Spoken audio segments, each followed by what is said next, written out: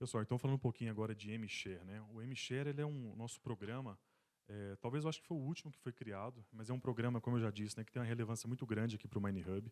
A ideia é que a gente traga aqui cases de fato inovadores, né? A ideia é que não é vender produtos, trazer soluções de prateleira, mas cases que foram desenvolvidos com algum parceiro, seja uma startup, seja um fornecedor, uma mineradora, porque a ideia do ecossistema é cada vez mais gerar essas conexões e trazer bons exemplos para que sejam compartilhados com todo mundo, tá? O MShare ele faz parte de um pool de programas que a gente tem aqui no MineHub. Nós temos ao total de 10 programas, né? E ele é nesse formato de eventos, né? A ideia é que tenha as 4, 5 ou 6 edições ao ano, tá? Os demais programas eles têm um calendário um pouco diferente. Nos acompanha pelas redes sociais, a gente sempre posta as novidades, as informações lá, tá? Como eu já disse, né? A ideia é que essa edição seja uma edição temática de transformação digital, tecnologia e também de eficiência operacional. Um pouquinho aqui, então, da nossa programação, né? Nós vamos ter, como eu já disse, 6 cases. Primeiro deles da Herculano, transformação digital na operação logística. Da Samarco, IA aplicada à gestão de conhecimento. Da UI, engenharia de precisão aplicada à pilha estéreo. Anglo América, trava-quedas de elétrico. Da Herculano, transformação digital em emissão de tara automática de caminhões. E, por fim, o da Vale, que é o uso de IA estratégico no processo de licenciamento. Ok? Um pouquinho, então, do MineHub. O MineHub ele nasceu ali em 2019, né, uma iniciativa das próprias mineradoras, né, o que é muito interessante, dessa necessidade de inovar e de ter colaboração no setor, né. Muito bacana, porque hoje a gente faz parte, dentro da iniciativa, em conjunto com o IBRAM, né, o IBRAM cuidando da parte mais institucional, e o MineHub fala com tudo que é inovação, com tudo que é novidade, tecnologia que vem no mercado, né. Então, nós somos esse elo da cadeia que conecta startups, fornecedores, mineradoras, ICTs, universidades. A ideia é que todo esse setor trabalhe em conjunto para que a gente possa, de fato, rodar a inovação, né? E o MineHub é quem é responsável por fazer essa conexão com todos os setores. Um pouquinho do MShare, como que a gente, de fato, né, apresenta, então, cases no MShare. São 3 passos bem simples, né? Primeiramente, é a submissão do case. A gente tem um formulário que ele é aberto de forma contínua, ou seja, durante todo o ano ele vai estar aberto para que você submetam os cases. À medida que a gente entende, né, que aquele case ali, ele é aderente àquela temática daquela edição, a gente vai fazer o convite para todos e vocês conseguem apresentar. Então, a gente avalia o case e na sequência a gente já faz a apresentação do case. É um processo muito simples. A única coisa que a gente faz, de fato, uma consultoria entende ali se o case é aderente àquela temática, tá? A nossa próxima edição será sobre tecnologias verdes e sustentabilidade ambiental. Vai ser uma temática onde a gente já tem, acho que 9 cases aplicados, então fiquem super à vontade para também aplicar novos cases nessa temática. A gente deve realizar provavelmente entre julho e agosto, tá? A ideia é que a gente antecipe um pouco para que a gente possa ter aí mais temáticas ao longo do ano, ok? Pessoal, sobre as perguntas, né, nós não vamos abrir aqui durante as apresentações, até pelo tempo, para perguntas e respostas. Quem tiver online pode nos enviar aí pelo Zoom, e quem tiver presencial, ao final a gente vai anotar, a gente vai repassar essas perguntas para que sejam enviadas na sequência aí para os apresentadores, ok? Então, iniciando aqui, pessoal, nosso primeiro case, né, que vai ser transformação digital na operação logística, da Herculano. Queria convidar o Robson. O Robson é coordenador de logística na Herculano. Está aqui? Seja bem-vindo, Robson. Salva de palmas.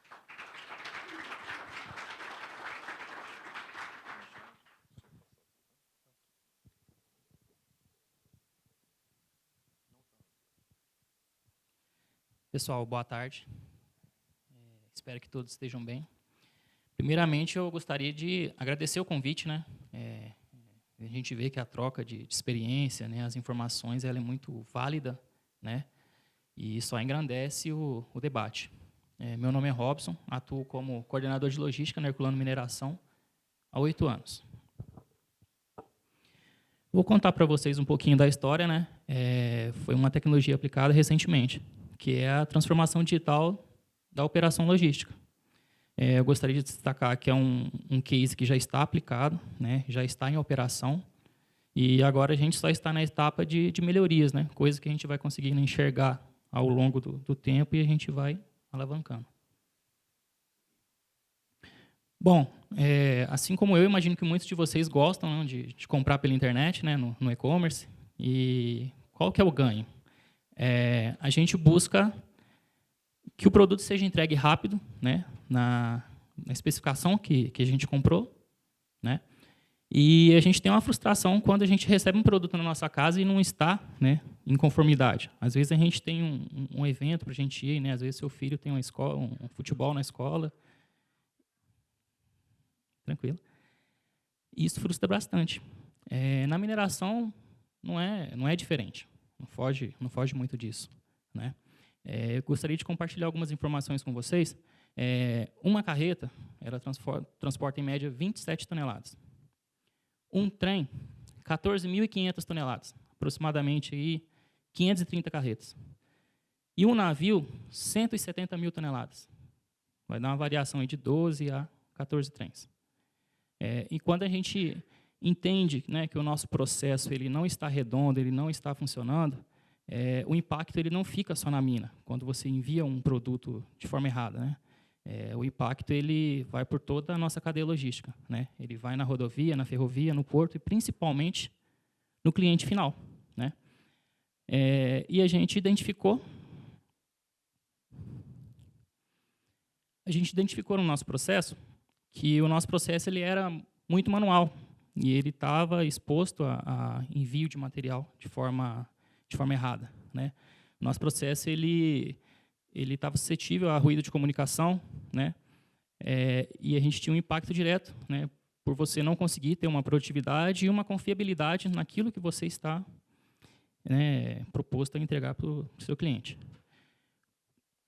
Qual que foi a solução, né? O nosso parceiro, a Rajamine, o Jonas está presente.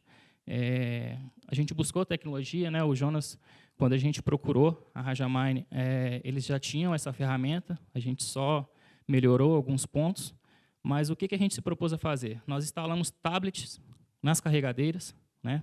Então, toda essa programação que a gente recebia de forma manual, nós hoje já conseguimos imputar ela diretamente no sistema.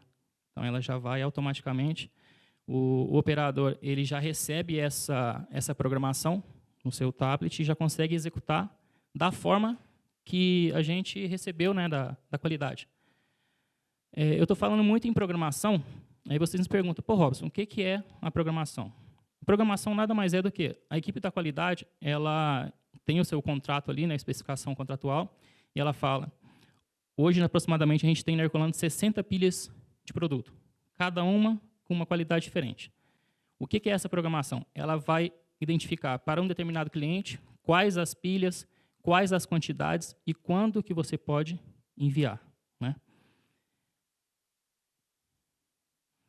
O que essa tecnologia trouxe? Acima de tudo, né? A gente tem algumas coisas relacionadas à segurança, né? Antigamente, o motorista, quando ele chegava na Herculano, ele tinha que descer da carreta, pegar um papel e entregar para o operador.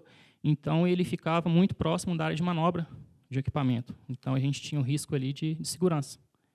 Então, com a programação já no tablet, a gente já eliminou esse risco de segurança.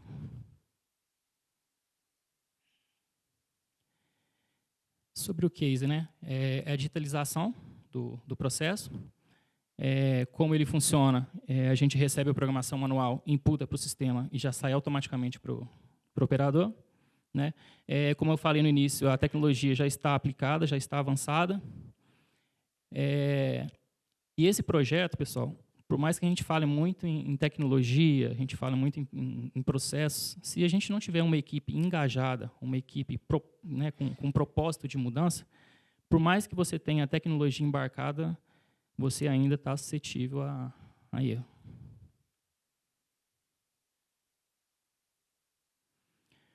Bom, sobre os principais resultados, a gente teve aí uma redução de troca de turno de 87%, uma redução de um ciclo de carga que antes eram de 5 minutos e hoje ela é de 3 minutos.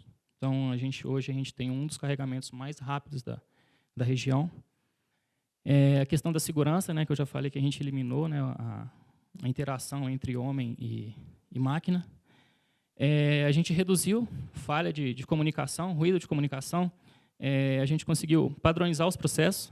Hoje, quem chega na Herculano já entende o nosso processo, né, desde o início até o fim, quais são as especificações. Sobre sustentabilidade, né, a gente eliminou aproximadamente 4.600 folhas por mês, e a gente está projetando aí uma economia de R$30 mil. Sobre os KPIs, como a gente não tinha essas métricas, né, a gente então não sabia qual o tempo de carga, quais atividades que os operadores eles desempenhavam no decorrer do turno, né, quantas vezes a programação trocava no decorrer do turno. Então, hoje a gente tem esses indicadores, a gente tem uma decisão mais assertiva, né, a gente consegue atuar de imediato, né. Mas o principal ganho no nosso entendimento foi a confiabilidade, né, da gente saber que o trabalho de aproximadamente 1.100 colaboradores, né, entregar o produto na logística e a gente entregar o produto no cliente com a certeza de que esse produto ele está sendo entregue da forma correta.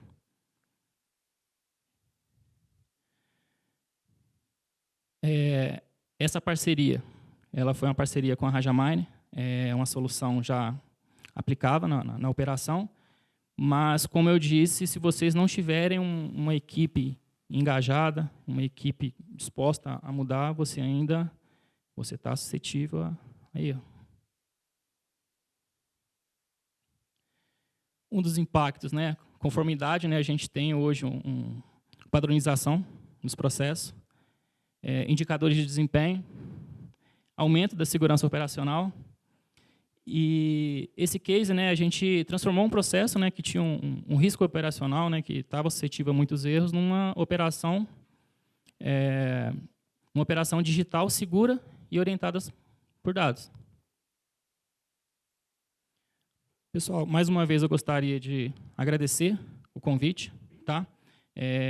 Deixo aqui meu contato, deixo o contato do parceiro desenvolvedor que está aqui presente. E mais uma vez agradeço a todos. Obrigado. Obrigado, Robson. Pessoal, seguindo aqui, nosso próximo case, tá?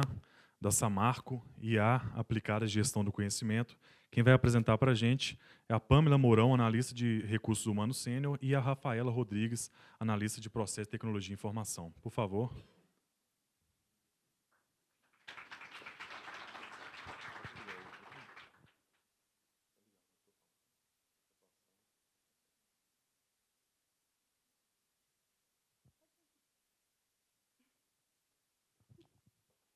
Boa tarde. Obrigada pela oportunidade de estar aqui compartilhando e ouvindo também esses cases incríveis aqui. Nós estamos na Samarco, uma mineradora, mineração de ferro, comunidades no Espírito Santo e em Minas Gerais. Eu e a Rafa, nós estamos lotados aqui em BH, numa atuação corporativa, em que eu represento a área de cultura e engajamento e a Rafa de arquitetura de dados em TI. E essa parceria, que é super vantajosa para mim, que traz esse case aqui, é uma parceria em que eu trago os desafios e a Rafa as melhores soluções, como vocês vão poder ver aqui. No mapa estratégico da Samarco está declarado que um dos nossos objetivos é garantir uma gestão de conhecimento que traga transformação. Então, gestão do conhecimento para transformar. E nós temos um programa muito robusto que vem com uma série de soluções, métodos, práticas, que nos ajuda a implementar essa gestão do conhecimento para tudo aquilo que for relevante, para não só de uma perspectiva organizacional, mas das áreas, das suas temáticas ali específicas. E nas soluções, desde como criar conhecimento com os nossos programas de inovação, solução de problemas, programas acadêmicos, até o momento de capturar, que é tornar esse conhecimento explícito, disseminar, dar acesso a quem precisa, a quem ele vai ser útil, e avaliar a sua aplicabilidade. Então, a gestão do conhecimento é essa série de recursos que proporciona nós fazermos esse ciclo rodar. E um esqueleto dessa gestão do conhecimento, nós temos ali os repositórios online, os repositórios técnicos desse material, que nos ajuda principalmente naquelas etapas do ciclo no que se refere a capturar o conhecimento e a deixar ele disponível para quem precisa utilizar. E a nossa dor é que a usabilidade disso, as pessoas iam ter que ir lá procurar esse conhecimento, por mais que a gente organizasse em estruturas, em pastas, isso ainda era uma questão, a usabilidade disso. E é daí que nasce o nosso desafio. Boa tarde, sou a Rafa, da área de tecnologia, como a Pamela citou. Trazendo um pouco mais de contexto aqui para o desafio, os repositórios, né, da gestão do conhecimento, eles são bases de dados do SharePoint. Então, os documentos eles ficam em bibliotecas do SharePoint.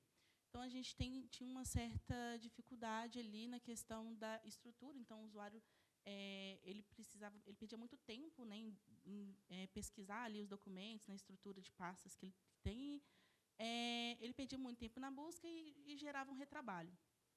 E aí, junto com o nosso parceiro em nuvem, que ajudou a gente nesse projeto, na implementação dele, a gente trouxe como solução a implementação de um chatbot inteligente, que integrado às ferramentas dessa marca, a Microsoft Teams e ao SharePoint também. Então, você consegue acessar esse chatbot nessas duas ferramentas, onde ele consegue compreender, né, a linguagem natural. Então, o usuário pergunta sobre aquele tema, determinado tema, e o chatbot traz todas essas pesquisas, documentos, e traz todas as informações técnicas ali do conhecimento.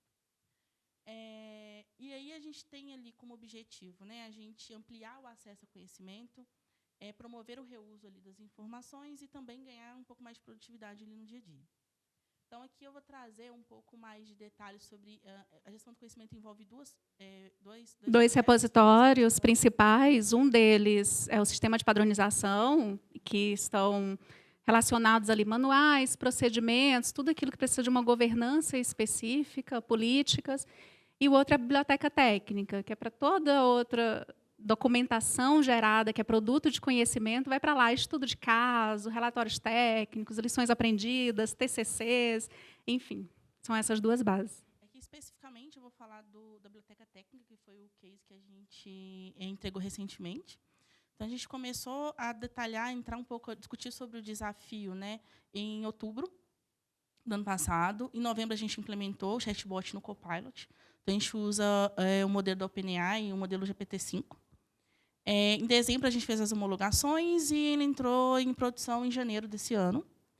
Em fevereiro e março, a Pamela, né, fez esse planejamento da campanha de comunicação do chatbot, que permanece, né, vai ficar, acho que pelo ano todo, né, Pamela, ali, para a gente tentar trazer mais engajamento e divulgação do bot na empresa, na organização.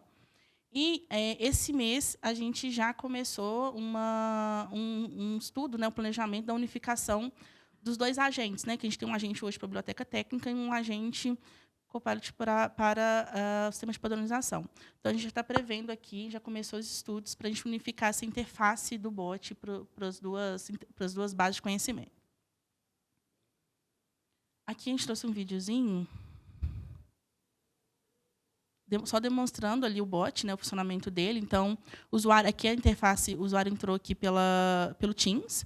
Então, ali a gente tem a saudação da biblioteca técnica, onde o usuário ele consegue perguntar sobre os arquivos mais acessados. Então, ele vai te mostrar ali em tópicos, né, um roteirinho, algumas em bullets, então um resuminho ali, e um resuminho sobre os documentos. Então, ele vai te trazer também ali quem é o autor, data e os links dos documentos. Então, se você precisar acessar o documento para ver mais detalhes, você também tem essa opção dentro do próprio bot. Uma informação importante é que ele respeita a gestão da informação, né? Então, se o documento tem uma restrição de acesso, o bot também respeita. 3 informações muito importantes sobre segurança, né, aqui da implementação da solução. Primeiro, que o bot ele não cria conhecimento, então ele não cria informações novas. Então, ele está bem restrito aos documentos, né? Ele também não acessa fonte externa, então ele realmente está confinado ali à base de dados das duas soluções, tanto a biblioteca técnica quanto o sistema de padronização. E essa questão da restrição, né? Ele segue estritamente ali as restrições de acesso dos documentos. Então, o usuário, por mais que ele esteja pesquisando sobre um tema de um documento que ele não tem acesso, ele não recebe essa informação. Ele só recebe informação dos demais documentos que ele tem acesso sobre o tema.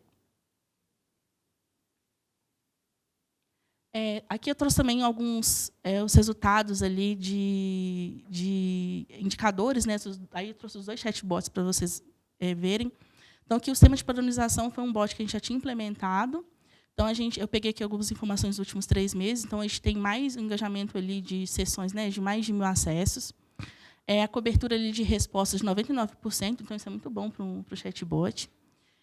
Pesquisa de satisfação ali da avaliação dos próprios usuários sobre o retorno do bot de 4,5 de 5, né? Então, também é uma média bem legal ali para os bots. A gente, nesses últimos 3 meses, a gente teve um crescimento no engajamento de 12%.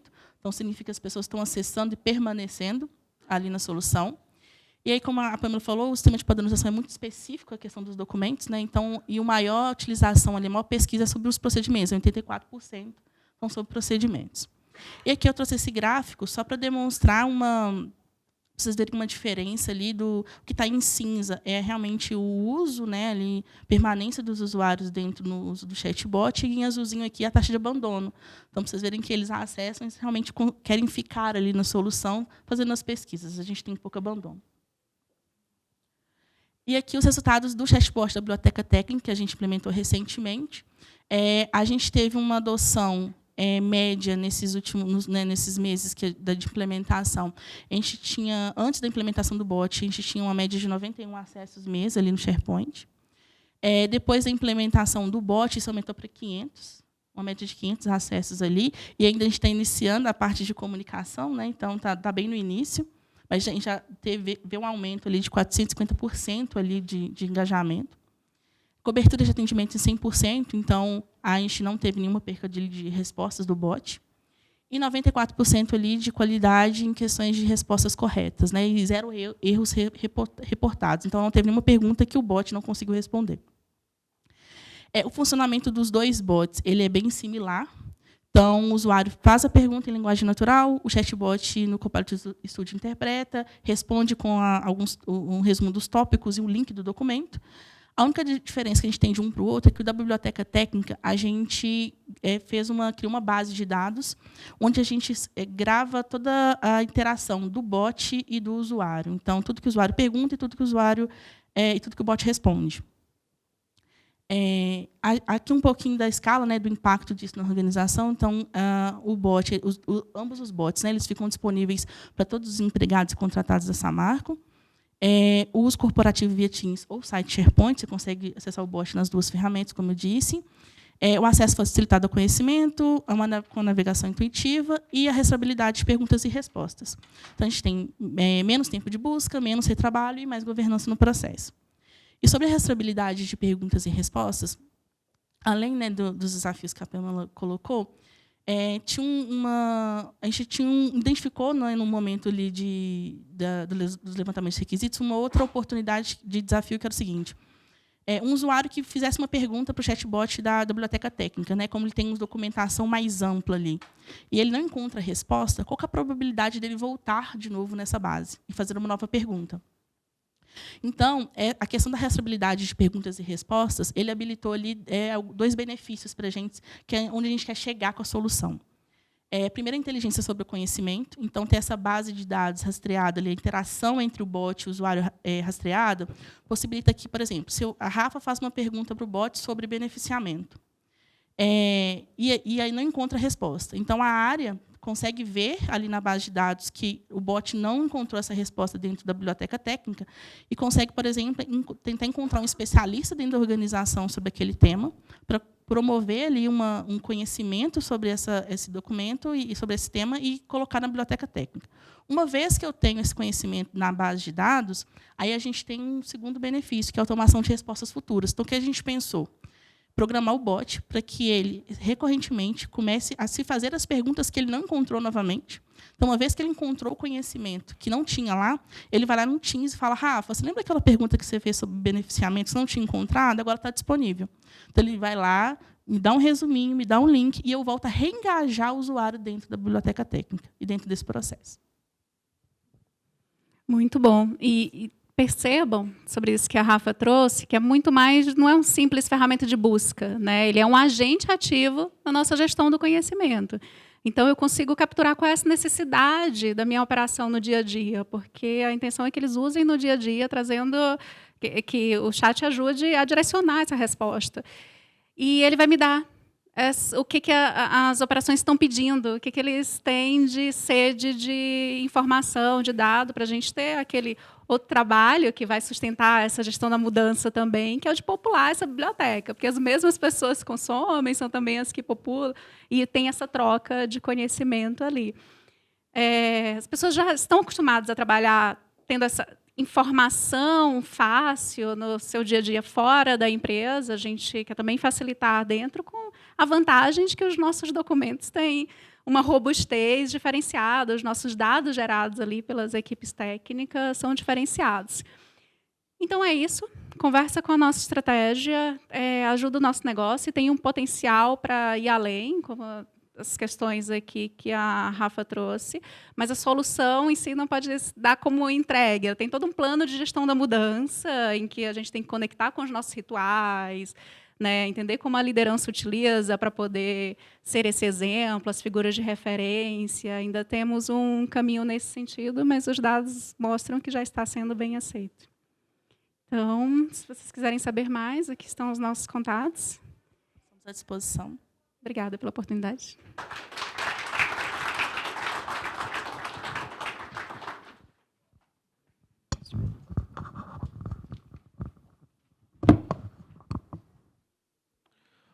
Parabéns, Rafaela e Pamela. Excelente apresentação. Pessoal, dando sequência aqui às nossas agendas, seguindo aqui com o nosso próximo case. Antes disso, como eu já disse, fiquem à vontade para enviar as perguntas. Quem está online aí pode enviar via online, e para quem está presencial, ao final a gente vai ter um momento ali de conversa para que vocês possam enviar os cases. Okay? Esse aqui é o nosso formulário de conexão. Escaneie, fique super à vontade. A ideia desse formulário é para que vocês se conectem com quem está apresentando aquilo. Vocês conseguem selecionar o case e, posteriormente, enviar ali perguntas, ter a oportunidade de efetivamente se conectar com aquele case, com aquelas pessoas que apresentaram. Okay? Então, fique à vontade para ler o QR Code.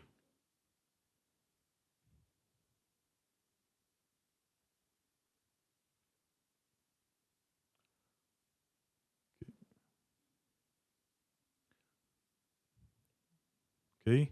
Pessoal, nós teremos outros momentos aí para a leitura do QR Code, então eu vou dando sequência aqui. Nosso próximo case da UI com a Gerdau Mineração, com o título Engenharia de Precisão aplicada a pira estéreo. Quem vai apresentar para a gente é o Felipe, que é gerente de projetos na UI. Uma salva de palmas para o Felipe.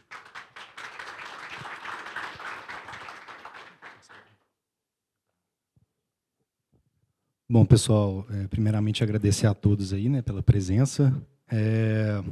Bom, o case aqui que eu vou falar, ele tem um foco na metodologia AWP. Não sei se todos vocês conhecem, mas é uma metodologia de planejamento. Eu gosto de brincar que é uma forma de forçar os planejadores a fazer um cronograma mais bem estruturado. Tá?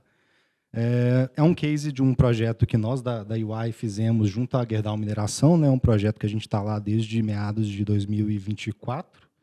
É um projeto faseado, então o case, os principais resultados que eu vou mostrar aqui são da primeira fase, mas tem outras fases depois. Só uma breve introdução, né? Eu sou engenheiro civil, tenho 14 anos de experiência em engenharia e projeto de capital. Nos últimos 6 anos eu estou atuando na Ernst Young, né? Na área de consultoria em projetos de construção, engenharia e projeto de capital. Beleza? Nosso escritório principal fica aqui em BH, mas nós temos escritórios aí em todo o Brasil. E é um case que foi feito num projeto da Gerdau Mineração, né? A Gerdau Mineração ela é a empresa que faz a mineração do minério de ferro, que vai abastecer ali a operação principalmente de Ouro Branco, né? E essa mina específica é a de Miguel Burnier, que fica ali em Ouro Preto, né? E, bom, o que é o projeto lá? É uma PDER, que é uma pilha de disposição de estéreo e rejeitos. O trabalho que eles fizeram lá, né, que a gente fez o acompanhamento, é o trabalho de tratamento, né, de infraestrutura para a futura deposição do material de estéreo e rejeito. Então, nada mais é do que uma grande obra de infraestrutura, uma construção bem crua, bem pesada mesmo, movimentação de terra, muito caminhão, muita gente, numa área difícil, com problema de acesso, dificuldade de descarregar material, vários pontos ali que dificultam você a planejar suas frentes de trabalho. Tá? E é uma solução aí que a Gerdau, né, nosso cliente, ele encontrou para poder fazer a deposição do estéreo e rejeito. Tá? Essa área aqui, onde já está feita a supressão vegetal, é a área que a gente atuou nessa primeira fase, tá? Como planejador e como um gestor contratual também nessa obra. E, bom, alguns dados aqui também da futura pilha. Tá? Bom, qual que era o desafio principal desse projeto? Era o planejamento e o acompanhamento da execução da infraestrutura. Aí, bom, obra pesada, pouca disciplina, basicamente civil, drenagem, mas muitas frentes, né? Tinha que executar acesso, área de topsoil, tratamento de fundação, os drenos, o manejo de água, que muitas vezes tinha alguma surgência que não estava prevista e tinha que ser lidado no dia a dia do campo, variação de quantitativo e uma pressão por prazo, porque a gente tinha que atender, né, a Gerdau, no caso, né, a construtora, tinha que atender a operação, que já ia começar a precisar fazer a deposição de material lá no local. Tá? E, somado a isso, tem escassez de mão de obra e a necessidade de sequenciar a frente de trabalho. Tá? Qual que foi a solução que a gente encontrou, né, junto da Gerdau para fazer esse trabalho? A gente criou uma governança e um planejamento e acompanhamento da execução usando pilares Lean. E o que é esse pilares Lean? Né? Não é só uma palavra bonita, a gente tem metodologias aplicadas que usam pilares Lean. Especificamente nessa, a gente usou uma metodologia que chama AWP, Advanced Work Packaging, que nada mais é do que um planejamento de pacotes de trabalho antecipados. Então, a gente pensa com o futuro em mente. Né? A gente pensa no final da execução e planeja de frente para trás, né, no caso. A gente divide ali as áreas de construção, né, que são áreas literalmente geográficas, né, e pacotes de execução de disciplinas, conectando planejamento, engenharia e atividades de campo. E, além disso, a gente, né, num papel de trazer tecnologia, trazer algum tipo de inovação, a gente implementou um cronograma integrado com planejamento 4D. Tá? Implementamos alguns dashboards e acompanhamentos de rotinas específicas de campo que a gente tinha, como rotina de gestão de restrições, de atividades, programação semanal, rotina diária de check-in e check-out e algumas outras informações contratuais de risco, antipleito, enfim. E como é que começa esse AWP? Né? O AWP ele começa numa dinâmica que a gente chama de POC, Path of Construction, que é o caminho da construção. E o que é isso? São sessões mesmo colaborativas que juntam pessoas de planejamento, engenharia, construção, operação, para a gente poder fazer uma divisão geográfica das frentes que a gente vai atacar esse projeto. Ele começa com a definição e sequenciamento da entrega operacional, que é o TOP, que a gente chama, Turnover Package, que nada mais é do que a gente pensar, junto da operação, quais são as áreas que são prioritárias para ela receber primeiro, que ela vai precisar, de fato, que sejam as prioridades de entrega da obra. Tá? Diante disso, a gente tem o que é prioritário e vai sequenciando o que precisa para executar o que é prioritário. Tá? E a gente divide em áreas de construção, que a gente chama de CWAs. E por que é interessante isso? As CWAs elas trazem paralelismo.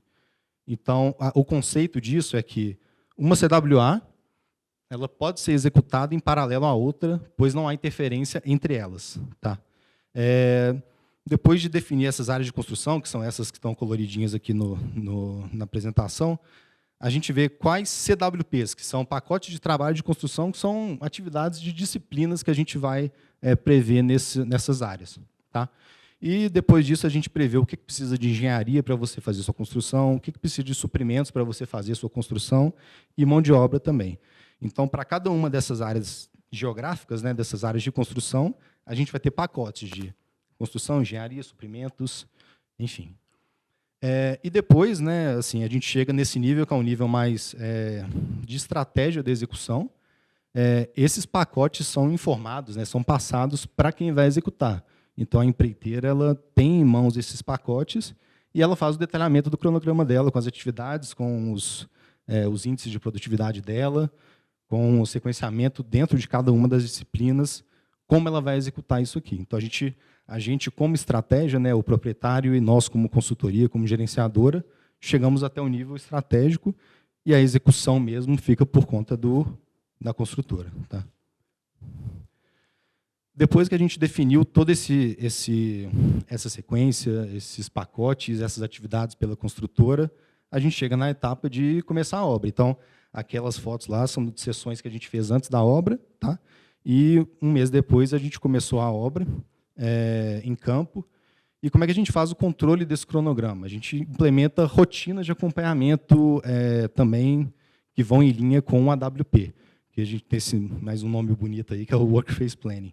Mas nada mais é do que um conjunto de rotinas. Então, a gente tem rotinas semanais, rotinas diárias, rotinas mensais. Por exemplo, a rotina de gestão de restrições é uma rotina interessante, que é uma reunião específica, que a gente vê 6 semanas à frente quais são as atividades que estão previstas e se essas atividades podem ser executadas ou não. Se tem alguma restrição nelas, por que tem essa restrição, quem que é o responsável, é o proprietário, é a construtora, é alguma pessoa que não está diretamente envolvida na obra, quem que vai tratar essa restrição para poder liberar essa frente de trabalho. Tá? Programação semanal, que nada mais é do que literalmente programar no final de uma semana, a semana seguinte. Então, todas as atividades que estão livres de restrição e estão previstas para a semana seguinte são programadas. E o check-in, check-out é uma rotina diária. Então, baseado na sua programação semanal anterior, você, todos os dias da semana, pode ser feito por turno também, se tiver turno no final de semana, enfim, você prevê as atividades do dia. Chama os encarregados, chama os responsáveis pelas frentes de trabalho, tá? E é uma reunião muito rápida, 10, 15 minutos, e em pé mesmo, os responsáveis falam, beleza, eu tenho essa frente, essa frente, essa frente, quem é responsável, qual é o volume esperado, por exemplo, de escavação para essa frente, e faz essa previsão diária, e no final do dia você faz uma checagem. Você atendeu sua previsão? Você não atendeu? Por que não atendeu? Teve alguma restrição que não estava mapeada e surgiu ao longo do dia? Então, são rotinas que fazem aí o trabalho rodar bem. E, bom, trazendo aí a parte mais de tecnologia, né? Aquilo tudo é trabalho que a gente faz em campo. Então, a gente tinha um time de campo e tinha um time que recebia as informações de campo e atualizava os controles de painéis que a gente tinha.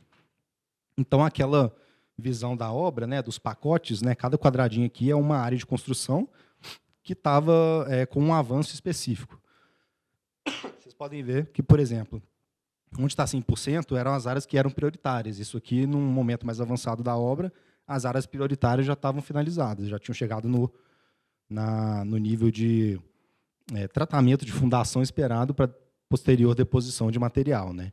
E a gente tinha também uma rotina de painéis de controle. Então, todo o cronograma, toda a gestão de restrições, toda a gestão de RDOs, gestão de contratos, riscos, era colocado num painel de controle que era atualizado com a frequência, a melhor frequência esperada para cada uma dessas frentes, né?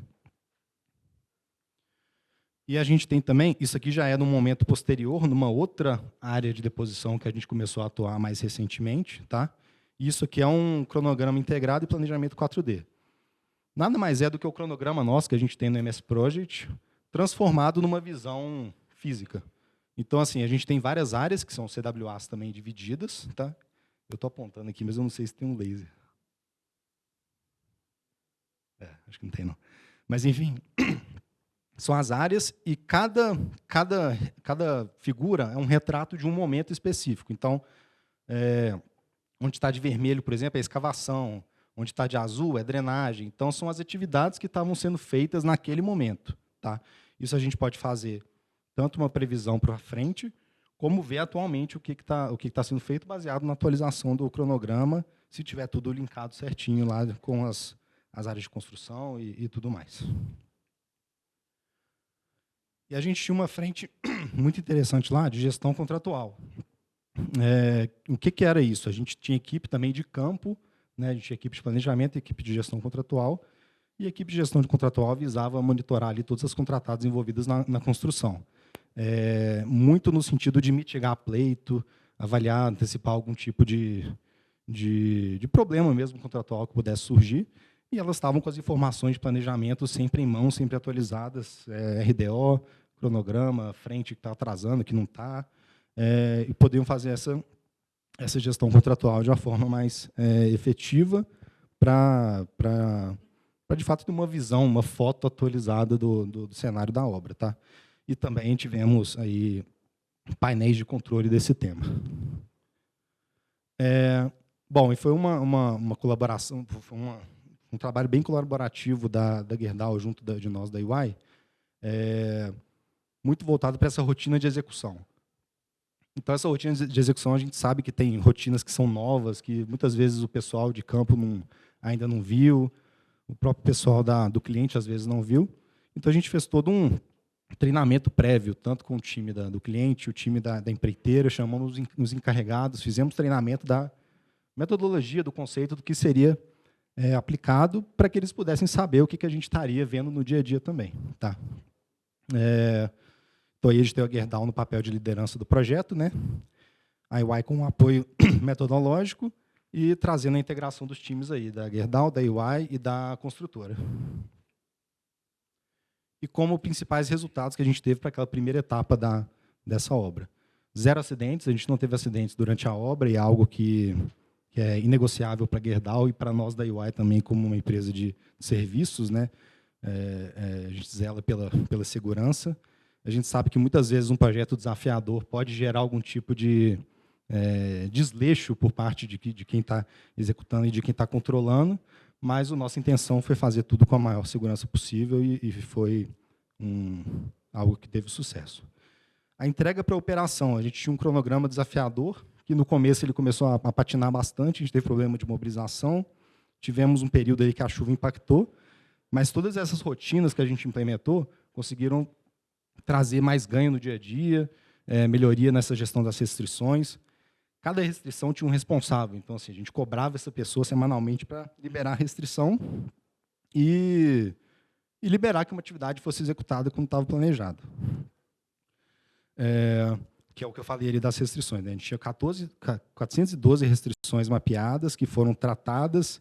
E, bom, se a gente coloca uma média de HH para cada atividade que estava com restrição e que elas foram limpas, né, foram saneadas antes da previsão da sua execução, isso daria um valor ali de quase 15 milhões que não foram incorridos de forma a maior, né, do que estava previsto.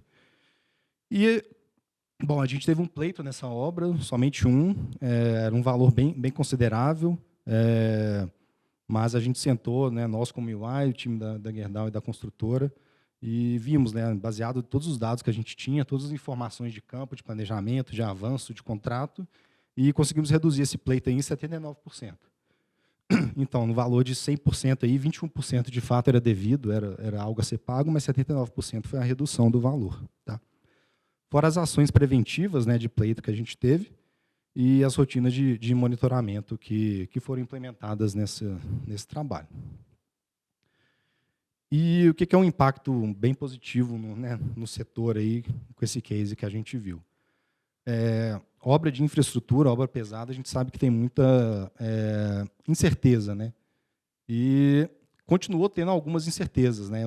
A metodologia não é perfeita, mas a gente diminuiu muito o que era de incerteza nesse planejamento, nessas rotinas de checagem diária, checagem semanal, tá?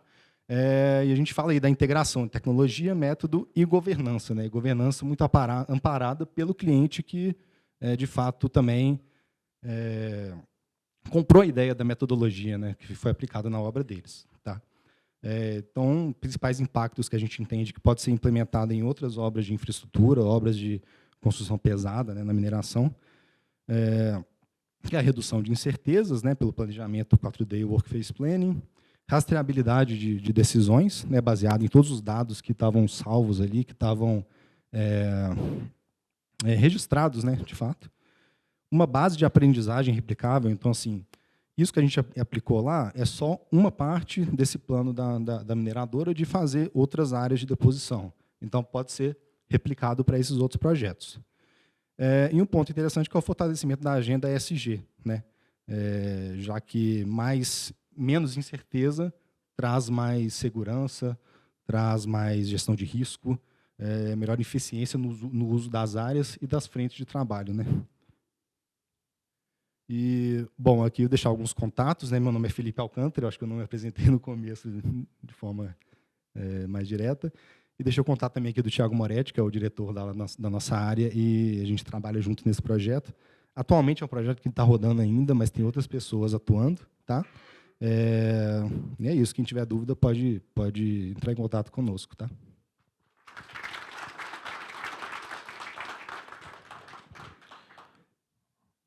Obrigado, Felipe. Parabéns aí pela apresentação. Pessoal, então, dando sequência aqui aos nossos cases de hoje. O nosso próximo case aí da Anglo América, tá? É o trava-quedas de elétrico. Eu convido aqui o Carlos Nascimento e a Keila. O Carlos é da Anglo América, engenheiro de segurança de riscos, e a Keila, do SESI, engenheira de segurança do trabalho. Uma salva de palmas, por favor.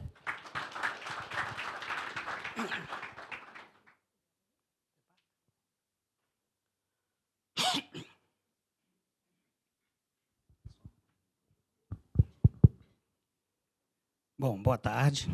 Eu espero que todos estejam bem. De antemão, já agradecer, né, a MineHub por estar participando, né, desse momento aqui e compartilhar e aprender com os vários cases aí de sucesso. Eu sou o Carlos Nascimento, né, sou engenheiro de segurança. Eu trabalho na Anglo América há 14 anos. Eu tenho 27 anos de experiência na mineração. E eu atuo muito hoje na implementação de soluções inovadoras, né, voltada à prevenção de risco, análise de dados de melhoria contínua. Boa noite, pessoal. Boa tarde, né? Meu nome é Keila, sou engenheira de segurança aí, formada também em engenharia de produção, tenho 12 anos, né, de experiência na área de mineração. Vou falar um pouquinho aqui do nosso problema, né, nosso case de sucesso lá.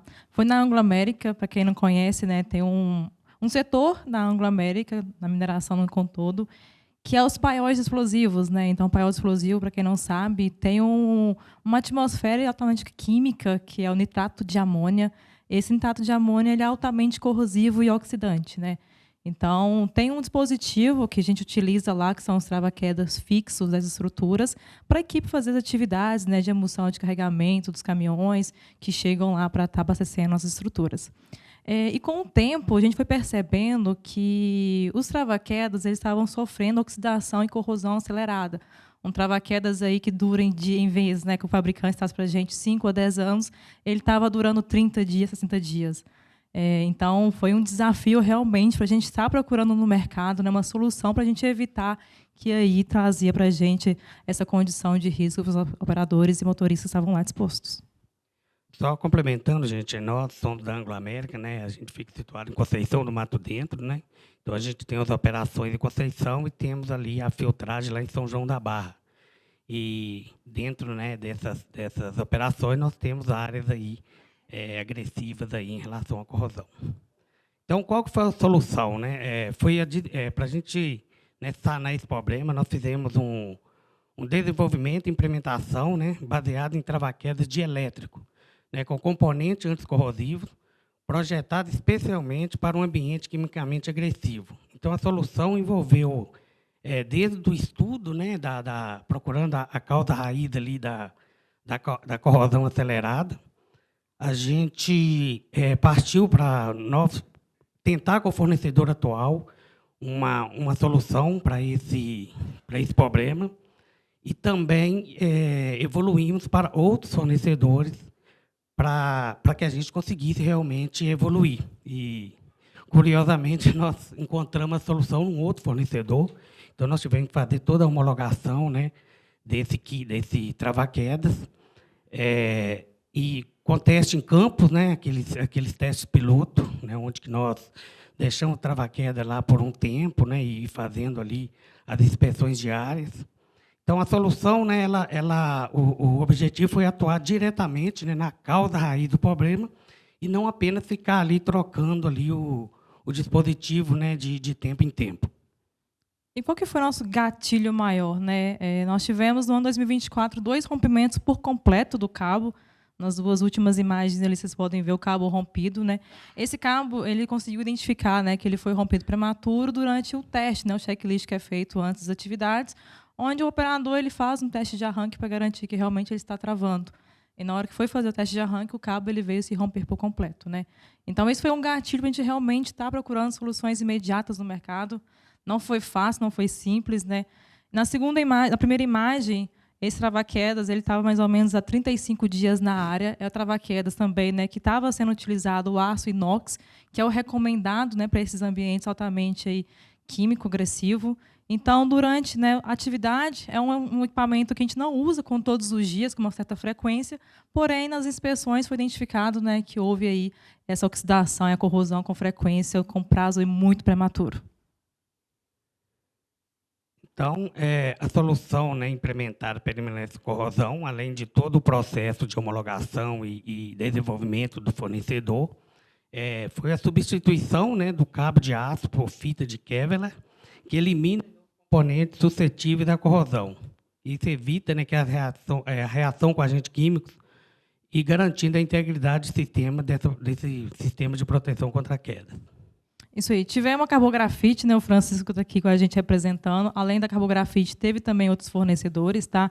Então, no desenvolvimento, né, a gente teve a participação dele em campo mesmo, escutando os operadores, escutando a área, né, pessoal lá do desmonte, que é a área mais prejudicada, e realizamos testes, né? Não foi o primeiro trava-quedas que deu certo, né? A gente fez vários testes no ano passado, então foi um ano praticamente de estar procurando soluções no mercado para a gente conseguir, né, realmente eliminar essa exposição dos nossos trabalhadores.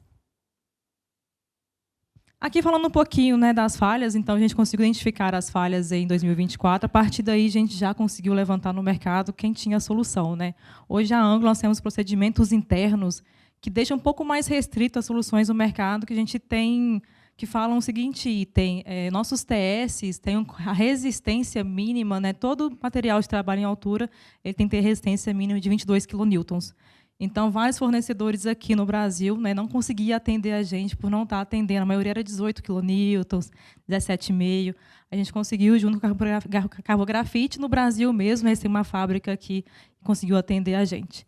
Inicialmente, com a Carbografite, né, que foi no ano passado, meados de abril, maio, a gente fez o primeiro teste com trava-quedas de fita, né, e material e aço inoxidável. Porém, com 30 dias, ele também apresentou corrosão, né, conforme a primeira imagem. Nada satisfeito, né, a área já falou, olha, foi bom, mas, porém, entretanto, com tanta gente, continuou tendo aí agressividade no material apresentando corrosão. A Carbografite trouxe para a gente a solução de implantação do material, né, com cobertura de elétrico, onde a emulsão, a atmosfera química não vai ter nenhum tipo de contato com a parte, né, inoxidável, que é a parte aí que tem todas as partes de resistência.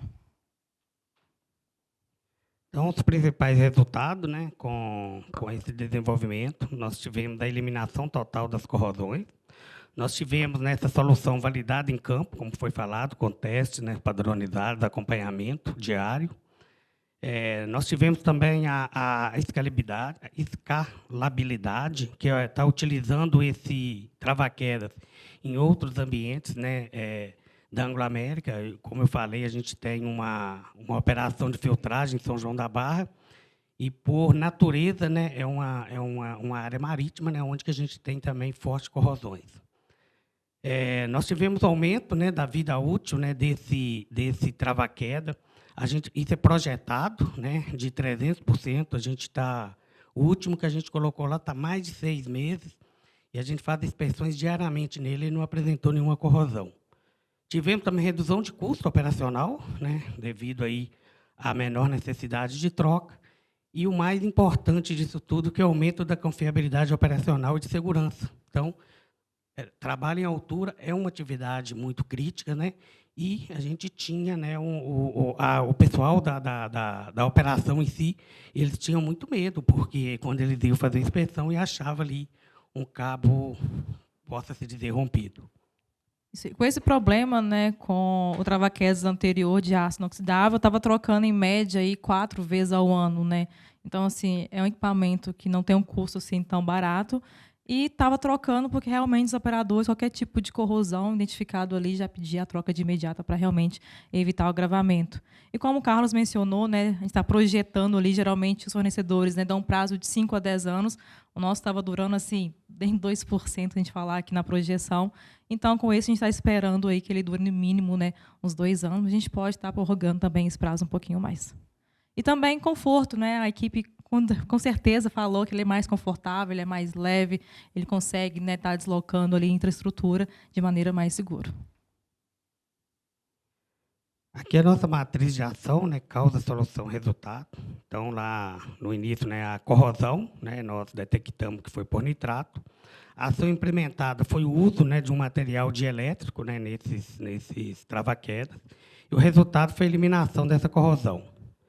A falha, né, do aço inox, né, a ação implementada foi a substituição do cabo por uma cinta Kevlar e também o enclausuramento ali das partes que poderiam ter em contato com o nitrato. O resultado obtido foi o aumento da vida útil. O risco de ruptura, né, que é o crítico, a ação implementada foi o design do sistema e a redução desse risco crítico, né, de rompimento.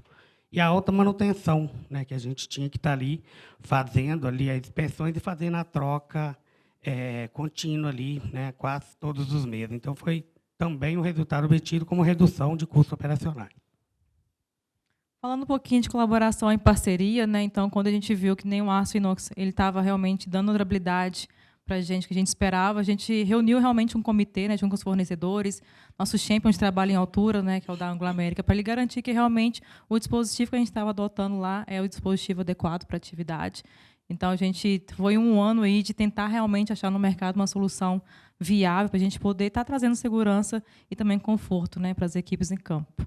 E também uma solução, né, que pode replicar não somente nos paióis de explosivos, mas também em toda a área aí que tem uma exposição aí a atmosferas, né, altamente corrosiva e oxidante.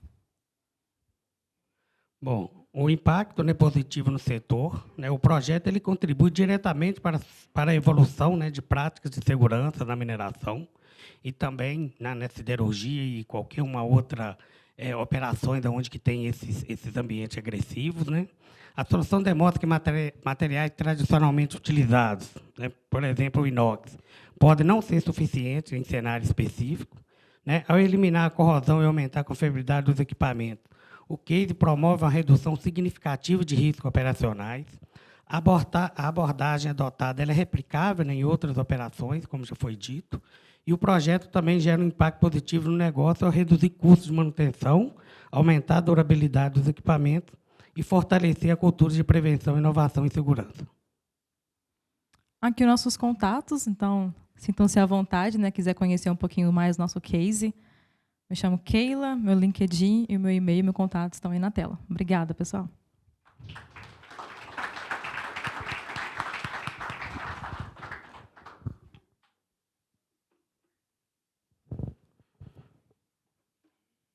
Obrigado, Keila e Carlos. Parabéns aí pela apresentação, pelo case, né?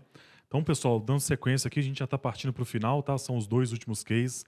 Lembrando que após aqui a finalização do evento, a gente vai ter um momento ali, um happy hour para a gente conversar, né, fazer um network, conhecer as pessoas que estão aqui presentes. Então, fiquem até o final. É um momento, né, um dia ali importante para que a gente faça essas conexões, ok? Então, dando sequência, esse aqui, sobre as perguntas eu já comentei, só retomando, né? A gente vai enviar tanto ao final para os palestrantes, quanto também por meio deste link, que é o formulário de conexão. Então, por favor, quem ainda não leu, fiquem à vontade para ler. Ao final, nós teremos aí mais uma vez, tá, esse formulário, né, esse QR Code para leitura, ok? Pessoal, então dando sequência aqui, o próximo case, transformação digital em emissão de tara automática dos caminhões da mina, da Herculano. Vou convidar o Gessé Moraes, que é engenheiro de software da Herculano. Uma salva de palmas, por favor.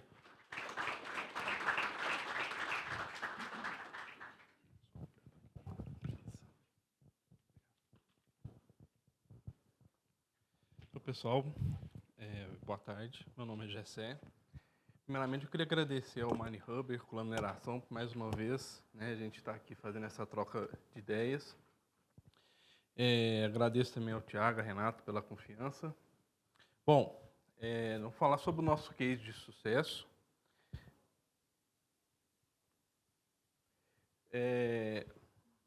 o nosso case envolveu, o foco principal foi a operação de mina, onde existia uma certa dor, que era o tempo que o caminhão, uma vez por semana, gastava para poder fazer emitir a tara do caminhão, tanto a frota de terceiros quanto a frota própria.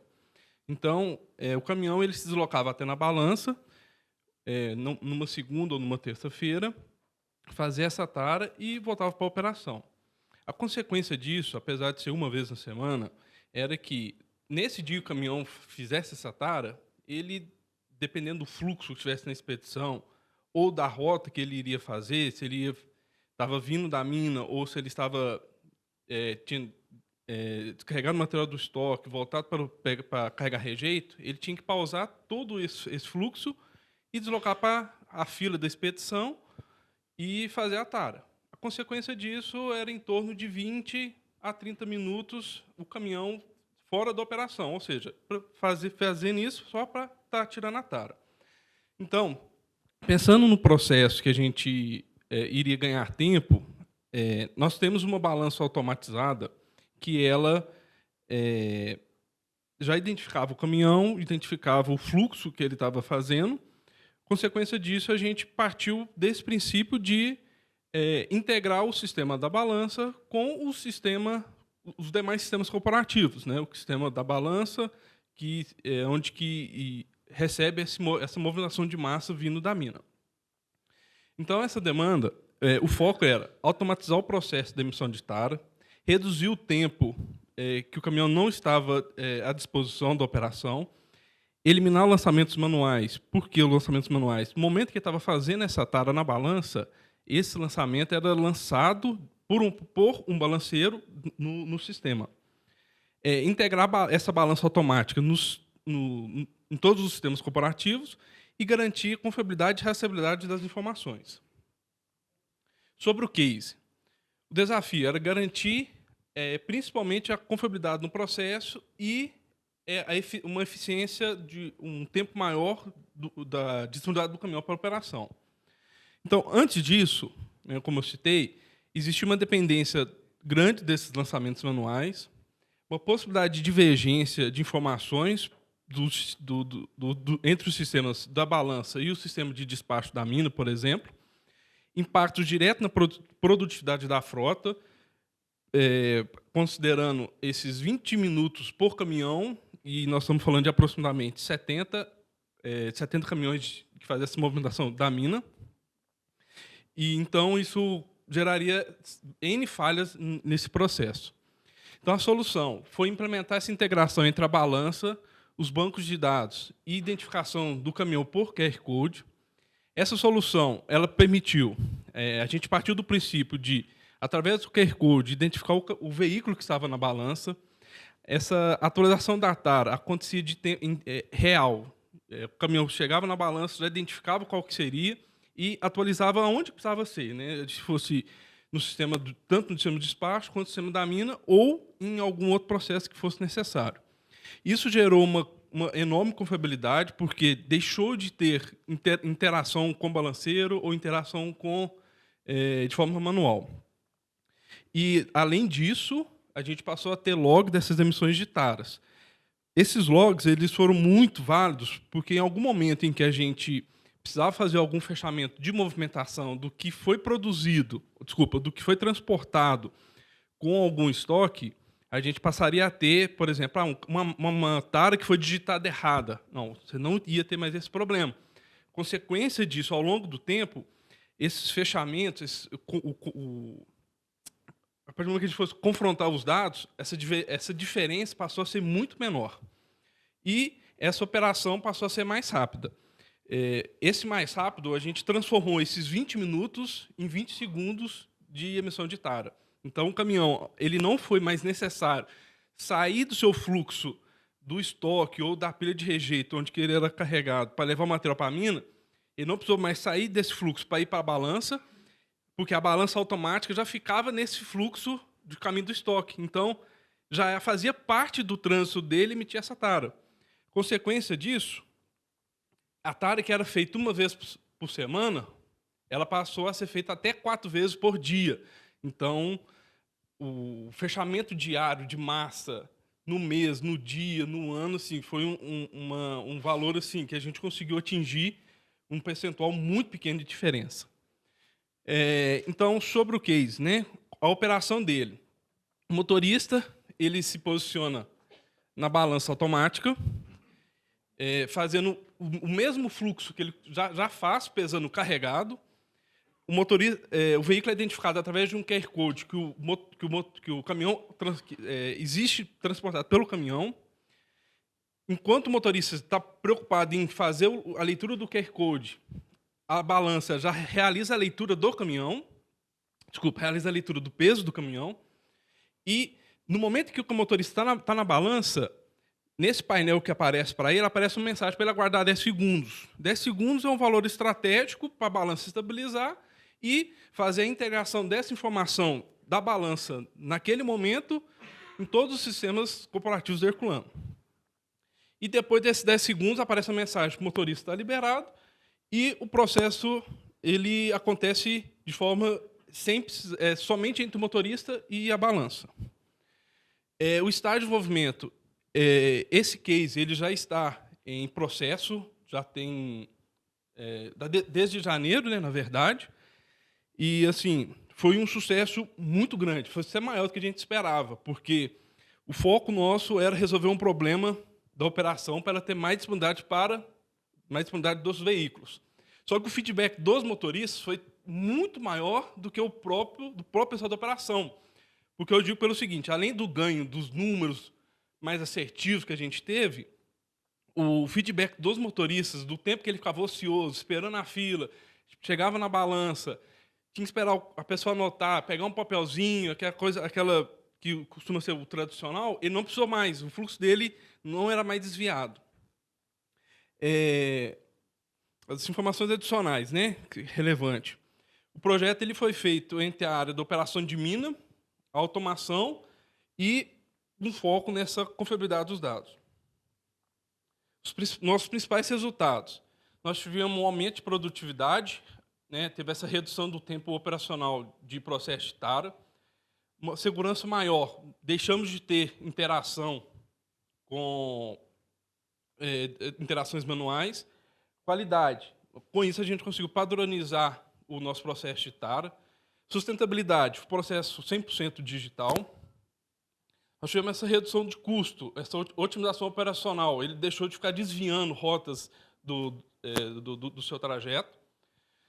KPI, a gestão de tempo real da operação. Isso aqui foi muito legal, porque a gente consegue saber, no momento que o caminhão está emitindo a tara, assim, acompanhar cada passo que ele está fazendo, inclusive se a tara que ele fez, se teve algum erro na balança, a gente criou regras para isso. Se, por exemplo, a caçamba está suja, ele não emite a tara, ele emite um alerta direto para a sala de controle de transporte, existe uma notificação pelo Telegram, cada tara nova que existe, então, se aconteceu algum tipo de falha nesse processo, os técnicos das salas eles atuam imediatamente, e confiabilidade, porque a gente teve essa atualização integrada em tempo real, juntamente com esses logs de segurança. Colaboração e parceria. Esse processo desenvolvido juntamente com o pessoal da operação e com os motoristas foi muito interessante nessa questão, porque, igual eu comentei, a gente estava preocupado em resolver um tempo de operação para ter mais disponibilidade dos caminhões e resolver uma dor grande dos motoristas. Interação entre a operação e a tecnologia. Então, essa integração entre a balança, essa balança automática, entre o QR Code e banco de dados. E, portanto, sim, zero humano, zero pessoas digitando, podendo criar algum tipo de erro. Solução escalável e replicável. Então, o modelo adaptava a diferentes fluxos logísticos. Esses diferentes fluxos logísticos, porque se a gente precisasse fazer isso e criar isso em uma outra tipo de balança, as balanças nossas hoje, todas elas têm registro tendo banco de dados, o fluxo flui de forma natural. O impacto nós tivemos no setor de automação e operação. Agilidade e eficiência no fluxo da pesagem, né, igual eu citei, a gente nós reduzimos um tempo de fluxo de 20 minutos para 20 segundos, que é o tempo caminhão.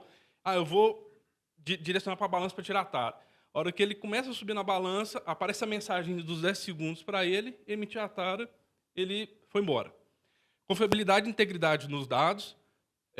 Essa confiabilidade, porque o dado que é pesado da balança é o dado da balança, não é o dado que o motorista digita ou que algum outro colaborador digita. Segurança operacional e redução de contato. Segurança operacional, porque não é nem necessário o motorista sair do caminhão para fazer essa atualização da tara.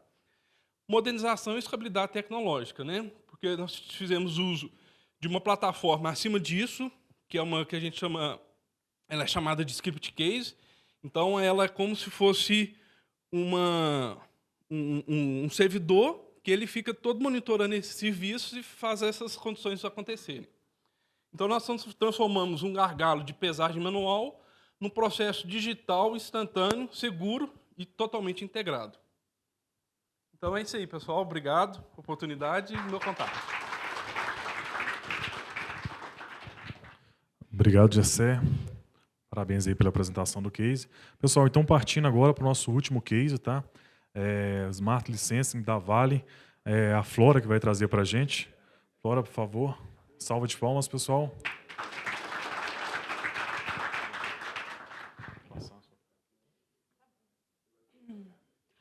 Olá, pessoal, tudo bem? Vou me apresentar aqui rapidamente. Me chamo Flora Sesimbra, sou geóloga e atualmente lidero a transformação digital dentro do licenciamento da Vale. É um baita desafio. Mas vamos lá. Eu resumi aqui um pouco do que são os desafios mais gerais em termos de licenciamento como um todo. Então, a gente tem uma falta de visibilidade dos projetos e uma rastreabilidade do processo completo do licenciamento. A gente tem muitas informações dispersas e sem inteligência Opa, gente, desculpa, não apareceu aqui. As informações estão dispersas e não tem inteligência aplicada a esses dados, que muitas vezes estão espalhados aí por e-mails, por SharePoints e etc. E nós temos documentos complexos que, às vezes, são preenchidos manualmente. Então, esse era o cenário quando a gente começou a desenvolver o Smart Licensing. Tá?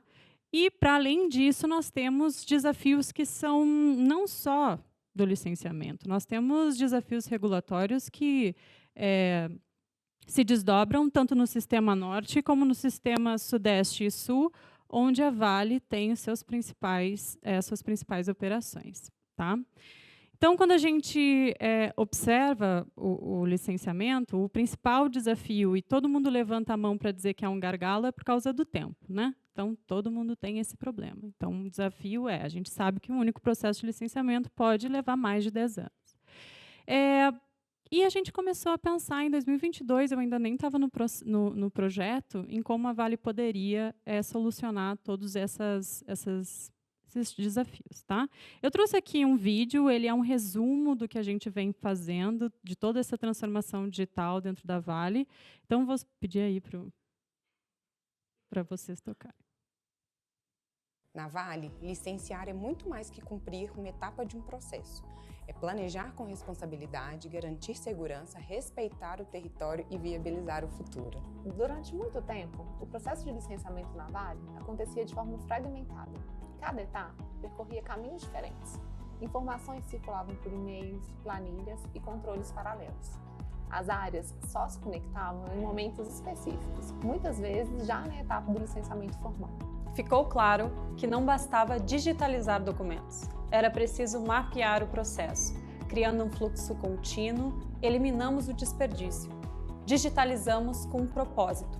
Passamos a envolver as áreas necessárias antes mesmo da etapa formal de licenciamento, estruturando responsabilidades e organizando informações desde o planejamento. Foi assim que nasceu o Smart Licensing, uma iniciativa da Vale em parceria com a Accenture para integrar áreas envolvidas no processo de licenciamento. O Smart Licensing já atende 3 vice-presidências e mais de 14 diretorias da companhia. Soma-se mais de 800 usuários cadastrados, 850 requisições para o time de licenciamento, sendo 500 delas já concluídas. chegamos a uma otimização de 27% do tempo do retorno do licenciamento e de 77% do tempo de resposta do projeto aos pedidos de revisão. O Smart License evolui com a inteligência artificial para transformar a análise de estudos ambientais. Uma dessas evoluções é a análise automática do EI em relação ao termo de referência. Já aplicamos em 42 estudos e essa tecnologia se torna uma grande aliada do time técnico na avaliação dos documentos. Outra funcionalidade é o sumário executivo, que resume estudos com mais de 5.000 páginas em cerca de 150, reduzindo em 95% o tempo que um analista técnico levaria para fazer essa atividade manualmente. E temos também a Valéria, nosso chat interativo, que revisa textos, esclarece termos técnicos e apoia o time no uso da plataforma. Com isso, o Smart License se torna o processo de licenciamento mais ágil, inteligente e eficiente. Inovar também é preparar pessoas. Mais de 470 profissionais já foram capacitados ao longo dessa jornada. O Smart License, sim, hoje faz parte do dia a dia de quem opera, analisa e decide licenciamento na Vale. Dentro da nossa estratégia, um tema fundamental é a transformação digital da nossa empresa, como o Smart License e também o ativo digital. A gente pretende ter uma gestão dos nossos projetos de maneira mais digital, mais eficiente, com uso de inteligência artificial. Todas essas iniciativas aí são alinhadas à mineração do futuro, do qual a gente já vem construindo dentro da Vale. O nosso objetivo com essa ferramenta é claro, um licenciamento cada vez mais integrado, inteligente e orientado a dados, apoiando decisões melhores e gerando valor para toda a companhia. Essa transformação só acontece porque é construída por pessoas. Smart License, a Vale transformando o licenciamento de hoje para construir o futuro, porque inovar é a nossa natureza. Boa! Então, gente, aqui é um resumo muito rápido do que é a nossa plataforma Smart Licensing. E eu queria só fazer antes, eu faço parte da gerência de soluções digitais, tá? A gente tem vários produtos que hoje, na verdade, o que a gente faz mesmo é a transformação digital da companhia. Então, quando o Bitar fala em ativo digital, Smart Licensing, PPM, a gente está realmente se propondo a trazer esse espírito de mindset digital para a Vale. Então, a nossa solução é uma solução de uma plataforma amigável e o objetivo dela, basicamente, é reduzir o time to market dos projetos. Ou, pelo menos, a gente achava isso. Mas eu vou explicar para vocês. Hoje, a plataforma ela é composta por vários módulos, né? Então, a gente tem aqui a gestão de licenciamento ambiental, essa interface de fornecedores com os estudos, ou seja, as nossas principais colaboradoras, empresas terceiras que fazem os estudos ambientais já conseguem entrar lá e fazer essa troca.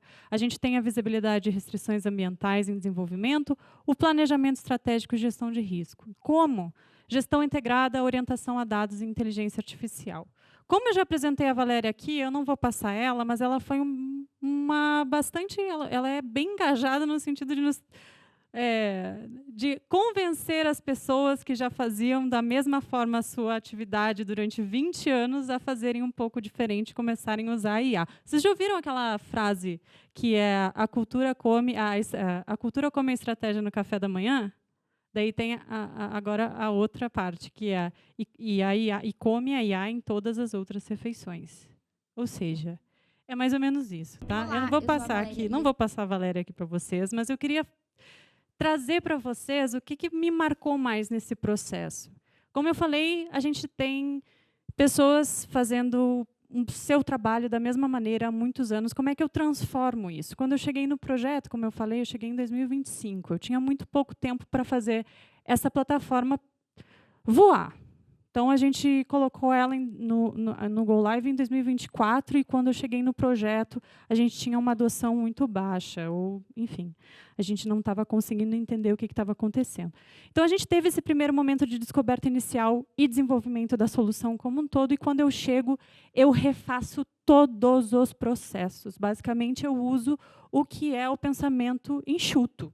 Eu olho e digo, cara, vamos olhar para todos os processos que a gente tem e vamos entender o que a gente está deixando de fora. Com isso, a gente identificou um módulo inteiro de meio ambiente operacional que a gente ia ter que desenvolver. Então, o que eu fiz? que a gente fez? Desculpa. A gente colocou em envolver quem opera o processo para me dizer o que eu precisava prestar atenção em termos de área de negócio, né? Então, a gente está falando de 5 gerências gerais, gente. A Vale é gigantesca. Só a área de diretoria de licenciamento é imensa. Só que uma coisa é quem entende do negócio, outra coisa é quem entende de produto. Então, eu chamei essa galera para decidir sobre negócio. E a gente diz aqui, quem entende de produto é eu e a nossa parceria. Então, a gente escutava sobre o negócio, redesenhava isso, e a gente ia lá e transformava no produto, a gente desplugava daquela necessidade dos quereres permanentes de todas as pessoas. Então, a gente conseguia... Sabe aquela tomada que tem entrada universal? Eu falava, tá, então tá, tu quer uma coluna aqui que vai te dar essa informação? Gente, vamos para um filtro avançado. Vamos fazer um filtro avançado. Mas a disciplina técnica de porto, a disciplina técnica de meio ambiente operacional, a disciplina técnica de ferrovia. Eu falei, vamos criar uma página, ou seja, eu conseguia descolar a necessidade do meu usuário para uma solução mais generalista. E eu consigo transformar dessa maneira uma plataforma que poderia simplesmente estar engessado dentro desse organograma atual para algo que pode ser perene e mais longínquo, né? E a identificação do problema. A gente refez todos os processos e começou, então, a trabalhar com esse grupo mais próximo, que hoje é nosso braço direito dentro do Smart. Vocês viram elas ali dentro do vídeo, tem outras pessoas ali, sempre com a mente voltada para o pensamento enxuto. Então, criação, teste e análise da solução, a gente sempre olhando para isso.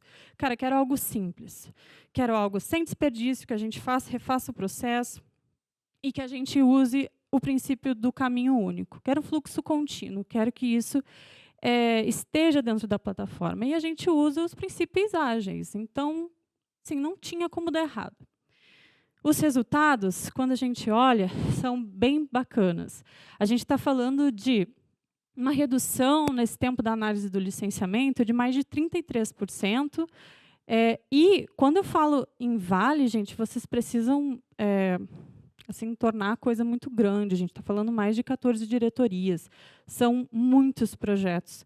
E todos eles acabam entrando, e a porta de entrada para esse contato com o licenciamento é essa plataforma. Então, assim, é gigantesco, né? E quando a gente devolvia essa informação, ou esse pedido de revisão do licenciamento para projetos, às vezes durava 30 dias. Hoje a gente tem 7 dias, uma redução de 77% nesse tempo. Em termos de aqui até não está atualizado, a gente está em mais de 45, como falou a Alice dentro do vídeo, de análises EIA versus TR.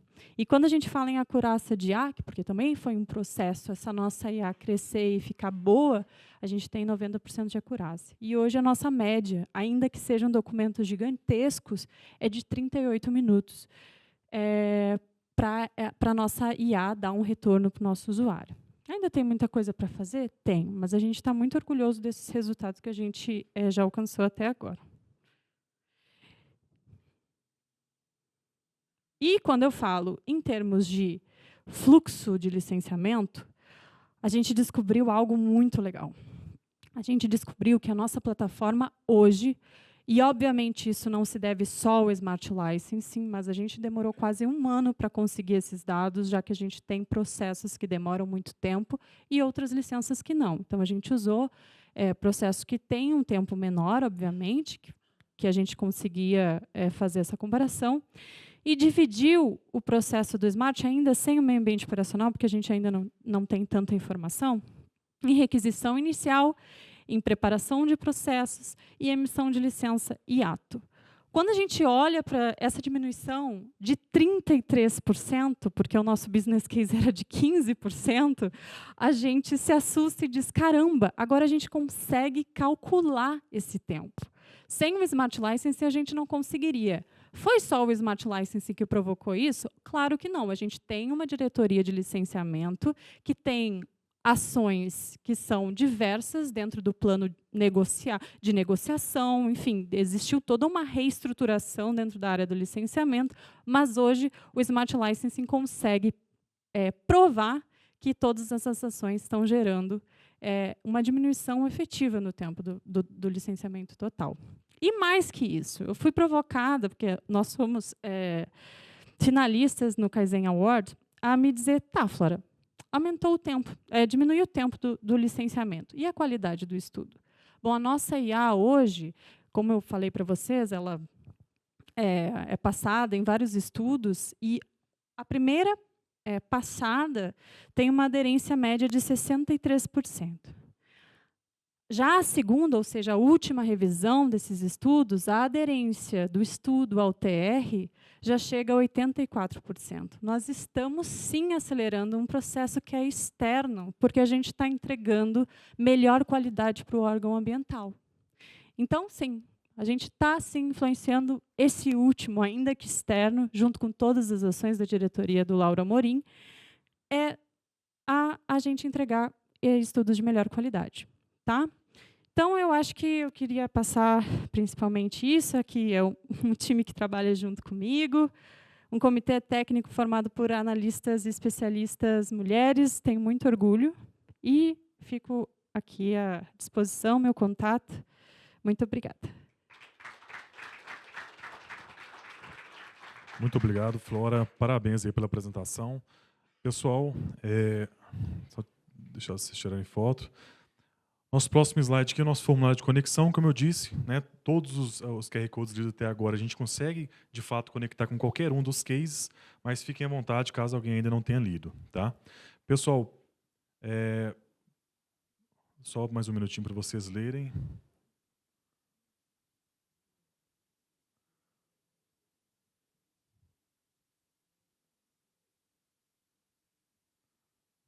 Quem está online também, fique à vontade, tá, pessoal? Só ler o QR Code para fazer a conexão na sequência.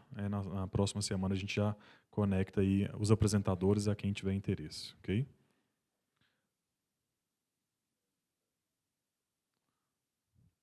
Pessoal, nosso próximo slide, então, é nosso NPS, nossa avaliação do evento. Eu peço também que leiam, tá? Isso é muito importante para que a gente continue a melhorar o evento, para que a gente traga sempre bons cases. Então, eu peço que avaliem, por favor. Se tiverem alguma dúvida também, fiquem super à vontade. Alguma sugestão de melhoria é por meio desse QR Code, né, que a gente vai melhorando os programas. Isso é importante para que a gente avance cada vez mais aqui, traga conteúdos relevantes. Fiquem à vontade também para sugerir novas temáticas, novas proposições. Ok?